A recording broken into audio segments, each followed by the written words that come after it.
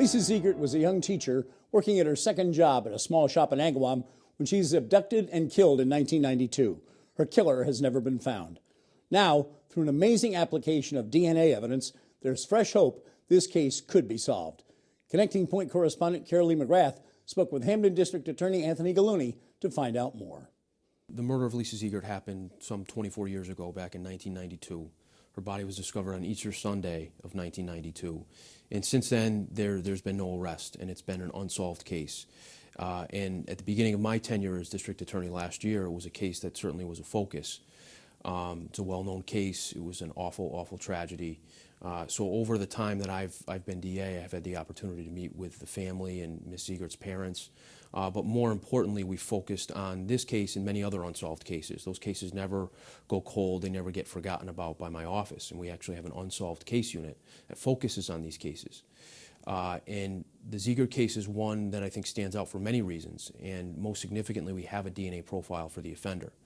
And what we've done in the last just 2 months or so is discovered this technology done by a private lab in Virginia. And they've taken a portion of our DNA sample and they've been able to generate a composite based on the DNA and the data points that come from that DNA. It's really fascinating technology. It's brand new. It's never been done in a criminal case in the Commonwealth of Massachusetts. It's been done by federal authorities. It's been done by some other state and local authorities across the country, but it's really at the cutting edge of DNA and forensic technology. And what it gives us is what's a likeness of this offender based on his DNA.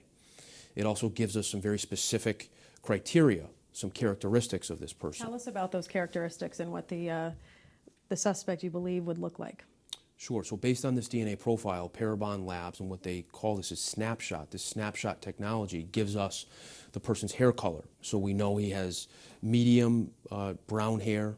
It also gives us his eye color. We know he has either hazel or light brown eyes.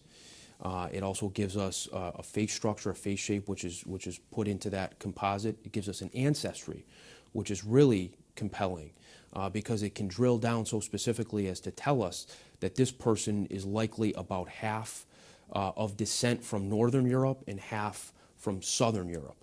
Of course, various countries in that geography would be consistent with this person's DNA profile. So for us, it has very two specific functions.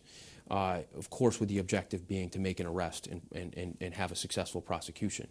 The first objective is to get this out to the public, as we did just last week, to generate interest, to reignite some discussion around this case, because we believe that someone knows something about this case. This happened in Agawam 24 years ago, but there was a lot of attention around it. At least it was well known. She was taken from her workplace, a public place. She was taken 4 miles away to where she was ultimately found.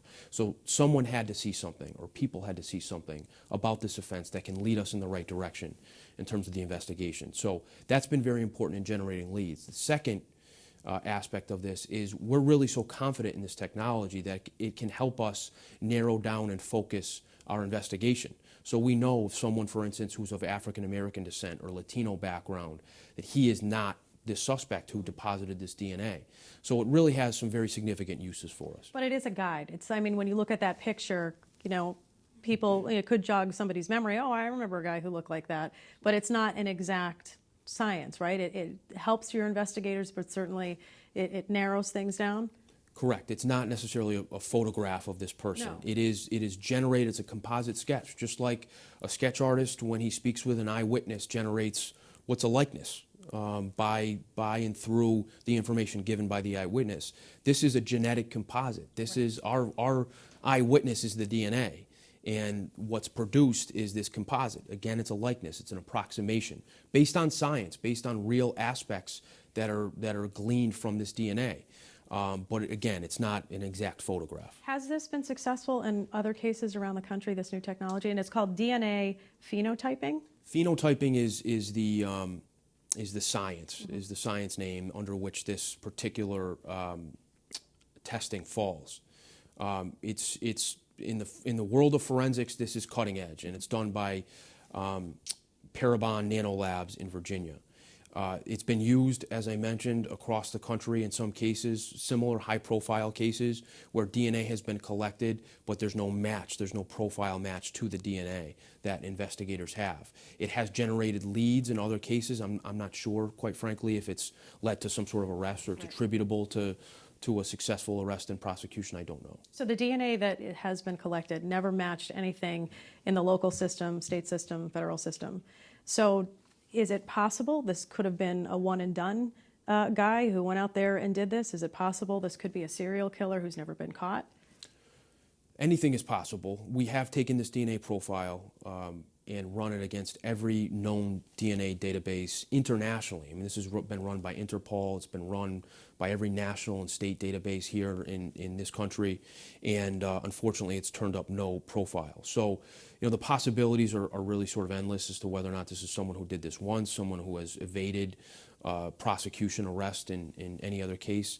It's entirely possible, and you know, that's been a frustrating thing for law enforcement over the years, and we're hopeful that this is going to really produce something that's going to lead to an arrest.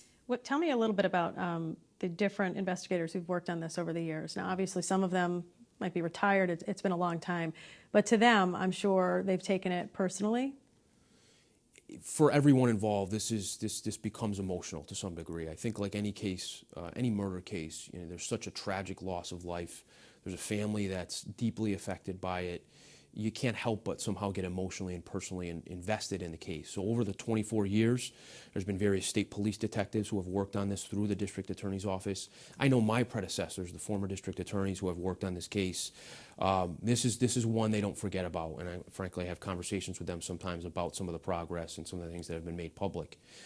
So it's a high-profile, emotionally involved case, and anybody who's worked on it has worked his or her heart out. And it's certainly my intention, in the time I have as district attorney, to do everything we possibly can.